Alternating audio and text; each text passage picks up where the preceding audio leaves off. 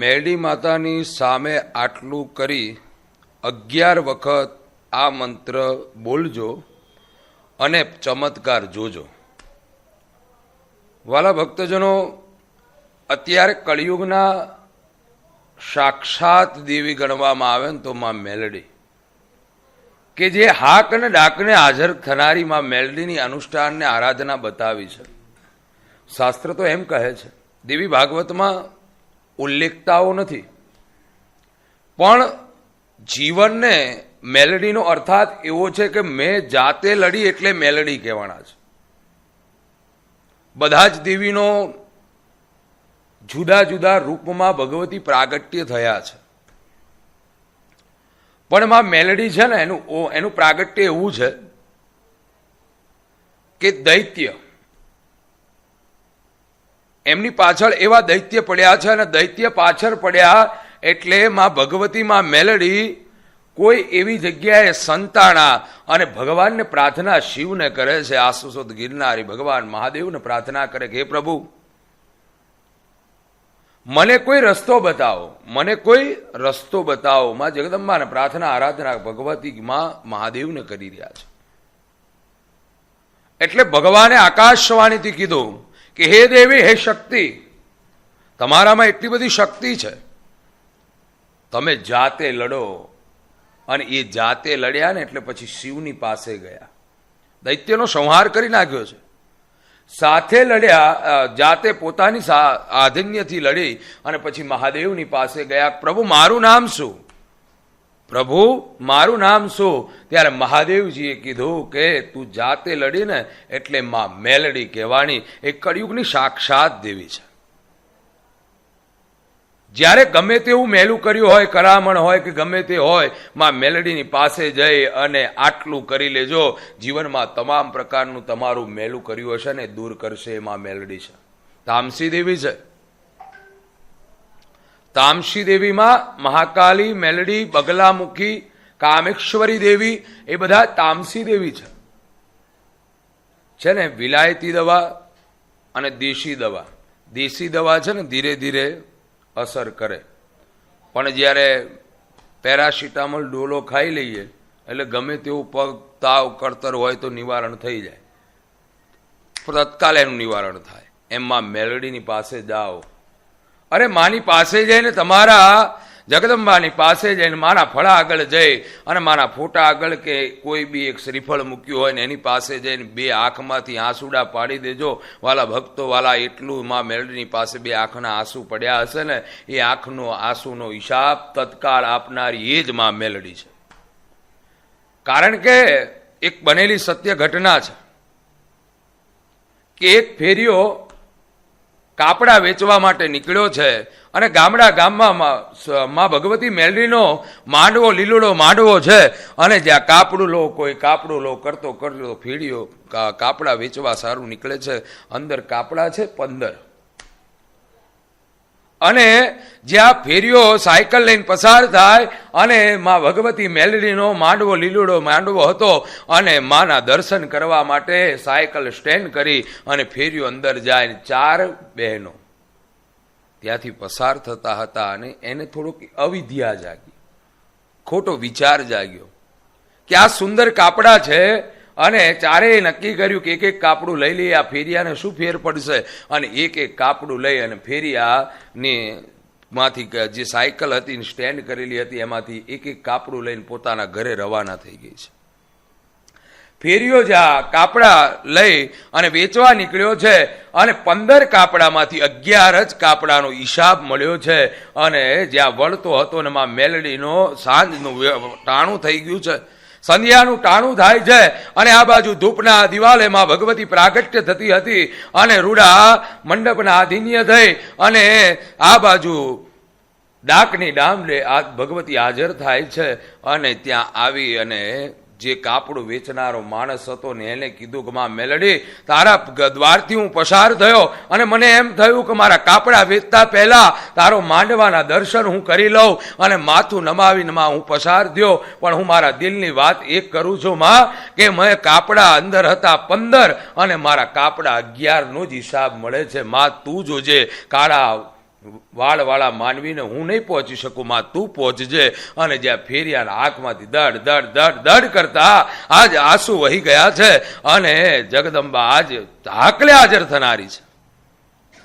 ફેરિયો જ્યાં ઘરે જાય આખી રાત, કારણ કે ગરીબ હતો, કાપડા વેચીને ગુજરાન ચલાવે, અને 4 કાપડા એટલે 11 કાપડાનું જે છે ને એ જ એને મળવાનું હતું. એ 4 કાપડા નીકળતા રહ્યા છે. અને આજ ધીરે ધીરે ધીરે માંડવો જામ્યો છે ને જગદંબા આજ હાક ને ડાકથી હાજર થતી હતી. અને જે આ માંડવો ધીરે ધીરે જામે અને મધ્યરાત્રિ થઈ, આ બાજુ ફેરિયાના ઘરમાં દૂધ લાવવાના પૈસા નથી, કારણ કે કાપડા વેચાણા નથી અને 4 કાપડા ખોવાણા છે. આજ ફેરિયો અને ફેરિયાની બહુ બંને પડખા પડખીને માં મેલડીને પ્રાર્થના કરે કે તું ડાક ને હાક ને હાજર થનારી, અને કાળા માથાના માનવીને અમે ઓળખી ન શકીએ માં, તું આનો હિસાબ લાવજે. અને મધ્યરાત્રિએ માં જગદંબા હાજર થઈ છે. અને જ્યાં 4 વાગ્યાનું પ્રભાત થાય ને, આપ બધાય જાણતા હશો કે જ્યારે પ્રભાત થાય ત્યારે માંડવો વધાવવાનો હોય, અને જગદંબાને માંડવો વધાવવા જાય ને માં આજ હાજર ને હાજર રહે છે. માં વિદાય લેતી નથી. ભુવાજી ડાક ડમરા વગાડી રહ્યા છે. બધા લોકો કહે કે માં હવે માંડવો વધાવીએ. અને માં આજે જ્યારે પ્રાતકાળ થાય, અને જ્યાં પ્રાતકાળ થયો અને પ્રભાત થયું ને 5 વાગ્યાનું પ્રભોત્યું થાય અને જગદંબા હાજર થઈ છે. અને માં મેલડી કહે કે હજી તો મારે એક મારા કલનો, એક બાળકનો મારે હિસાબ આપવાનો છે, કે જે 9 વાગે મારા એના આંખમાંથી 2 આંસુ મારા માંડવામાં પાડીને ગયો છે, ને હજી એનો હિસાબ ના આપું ત્યાં સુધી હું વિદાય નહીં લઉં. આમાં મેલડી છે. જ્યાં સવારનો 7નો પ્રાતકાળ થાય અને ફેરિયો ત્યાંથી પસાર થયો હતો, એ જ ગામમાં ફેરિયો આજ કાપડા વેચવા સારું આવ્યો છે. અને ત્યાં મા ભગવતીના મેલડીનું આજ જ્યાં માંડવો હતો ને ત્યાં પાછો પગે લાગવા જાય ને મા ભગવતી આજ ક્રોધિત માંડમાં હાજર થઈ છે. અને જે કાપડા ઓઢીને આવેલી બહેનો, જે નવા કાપડા હતા ને, એ 4 બહેનો એવું નક્કી કર્યું હતું કે માને વધાવીએ ને સવારમાં ત્યાં નવા કાપડા પહેરીને. જે વિચાર કરો. ફેરિયો કહીને ગયો હતો, ફેરિયાએ મનમાં પ્રાર્થના કરી હતી કે જો તું મેલડી સાચી હોય અને જો હું તારા શરણે આવ્યો હોય અને મેં જો તારા શરણે માથું ટેકાવ્યું હોય તો માં મેલડી એ જ મારા કાપડા પહેરી અને એ જ તારા મંડપમાં આવી અને એને જો તું ધૂણાવ તો તું સાચી મેલડી કહેવાય. આ બનેલો સત્ય દાખલો. અને 7 વાગ્યાના સમયે એ 4 બહેનો ધૂણવા લાગ્યા છે. અને આ બાજુ ફેરિયાનું આવવાનું થાય અને 4 બહેનો ધૂણે ભુવાજીની પાસે લાવ્યા છે. કોણ છે?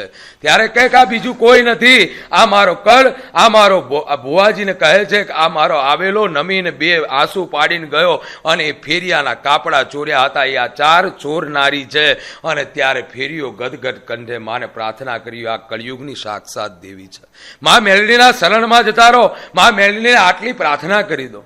અરે જગતમાં ક્યાંય ફાફા મારવાની જરૂર નથી, જગતમાં ક્યાંય ફરવાની જરૂર નથી, પણ હૃદયનો ભાવ ત્યાં જોવે છે. એને કોઈ અત્તર કે ધુમાડાની જરૂર નથી.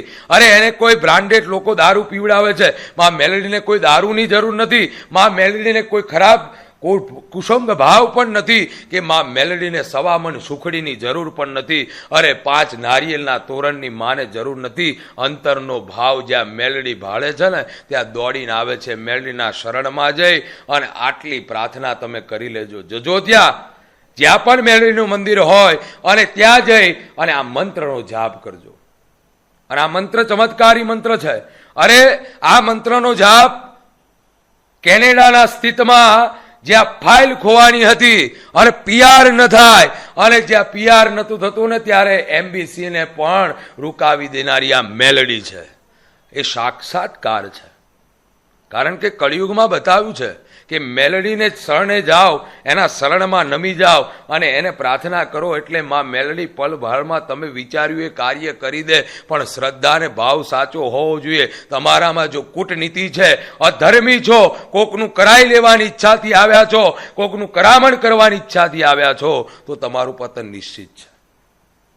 મેલડી કોઈની થઈ નથી ને કોઈની થવાની પણ નથી, એટલું યાદ પણ રાખજો વાલા ભક્તો. કારણ કે માં મેલડીની પાસે ખરાબ ભાવથી કોકનું ખોટું કરાવવા જાઓ તમારું સારું થાય એમ ન થાય. એની માટે તો તમારો અંતરનો ભાવ જોઈએ છે. અને મેરડીની પાસે જઈ અને ફક્ત ને ફક્ત એક ગુલાબ પુષ્પ અર્પણ કરો, માને સરસ મજાનું ગુલાબનું અગરબત્તી અર્પણ કરો, માને સરસ મજાનું ગુલાબનું અત્તર અર્પણ કરો, અને બની શકે તો વાલા ભક્તો માને સુખડી અર્પણ કરો, એક શ્રીફળ અર્પણ કરો, અને આ મંત્રનો જાપ કરો. આ મંત્રનો જાપ કરજો. અને બને ત્યાં સુધી, અરે રાત્રિના સમયમાં કાળી ચૌદશ હોય અને એ સમયમાં આઠમની રાત હોય નવરાત્રિની, અને એ સમયમાં જો આ મંત્રનું અનુષ્ઠાન કરી લેશો તો તમારા જીવનમાં કારણ મારણ મોહન ઉષારણ વશીકરણ કોઈ પણ તમારું ખરાબ ઈચ્છતું હશે ને તો મેલડી ફટાફટ તમારા કાર્ય કરશે. એ મંત્ર છે ઓમ ઐમ હ્રીમ ક્લીમ મેલડી દિવ્યે નમઃ. ઓમ ઐમ હ્રીમ ક્લીમ મેલડી દિવ્યે નમઃ. એ રોજ જપ કરજો. અને રોજ જપ કરશો ને એટલે માં મેલડી રાજી થઈ, અને જ્યારે જો તમારું ખરાબ વિચારનારો માણસ આવ્યો હશે તો એને જેમ કાપડા વેચતો માણસને જો ઉગાર્યો હોય તો આપણને કેમ ન ઉગારે, પણ આપણો શ્રદ્ધા અને ભાવ સાચો જાગે છે ને ત્યાં મેલડી કામ કરે છે. કોકનું ખોટું કાર્ય કરવા માટે જો તમે એને આગળ વધારશો તો તમારું પહેલું ખોટું અવશ્ય થશે. તો આટલું મેલડીની આરાધના કરી લેજો. જાઓ, તમારા કાર્ય અને ચમત્કાર અવશ્ય પૂર્ણ થશે.